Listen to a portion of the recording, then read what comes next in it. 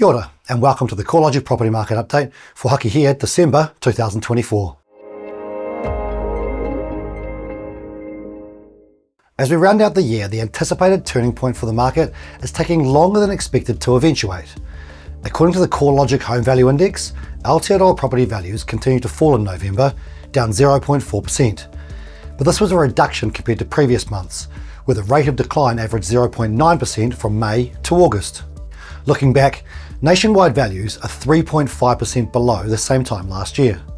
In Tamaki Makaurau, Auckland, the total fall is 6.1%. Te Whanganui Atara, Wellington, 5.8%, and Tauranga, 4.3%.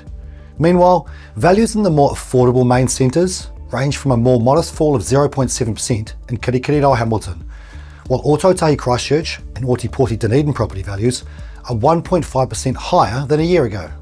Across the other main urban areas, values in Tairāwhiti, Gisborne, down 6.2%, and Whangarei, down 5.5%, saw the greatest declines, while Ngā Motu, New Plymouth, up 5.3%, and Waihopai and Invercargill, up 4.6%, experienced the largest increases. The disparity across the country is not easily explained by one factor, but likely a reflection of a combination of influences, including affordability, local economic health, and the impact of significant weather events on particular regions. The map of 12-month change clearly shows a tale of two islands, with values flat or up across Te Waipunamu, the South Island, and mostly down across Te Ika a Maui, the North Island. The year began with momentum following last year's election result. However, reality appeared to set in after a few months, as improved investor regulations on their own weren't enough to materially boost property demand. Now that those changes are coupled with lower interest rates, and therefore better financials, we expect growth in demand, sales and values to improve. Our estimation is that the year will end with about 80,000 real estate transactions completed, a 15% increase on the sub 70,000 that occurred in 2023. A record 26.1% of sales in 2024 went to first home buyers, as they battled to make the most of a quieter market. Their activity in November did dip slightly to 25.5%, from the October high of 27.7%. However, it still remains high by historical standards. Multiple property owners continue to make their presence felt. Their share of November's transactions increased to 23.1%, the greatest share since November 2021, roughly the previous peak of the market. It remains to be seen how much the debt-to-income restrictions will impact the investor market in particular, but expect them to feature by the second half of 2025.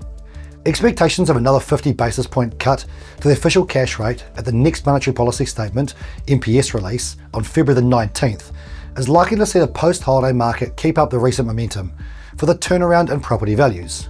At the last MPS of the year, the 50 basis point cut was well signposted and delivered by the Reserve Bank, so it was their framing of the future cut which got the most attention.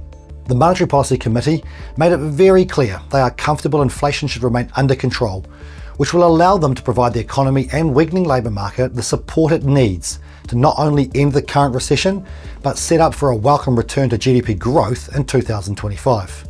From other economic quarters, we've seen the government called on to add fiscal support too, but for now that appears to be a story for later in 2025.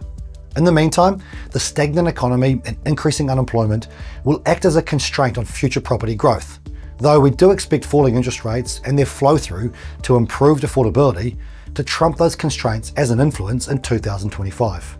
Following the 15% lift in transactions in 2024, our sales volume model forecasts another 12% increase to roughly 90,000 transactions in 2025. With that, we might see an increase in property values of 5 to 6%.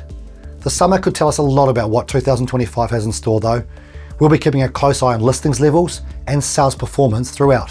For a suburb level review of the year that was, make sure you check out and download our Best of the Best report, and follow our news updates on the CoreLogic NZ social channels, including LinkedIn, Instagram, X or Facebook, to keep your finger on the pulse over the summer break.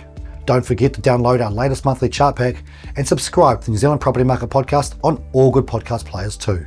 Have a safe and relaxing holiday season. Mā te wā.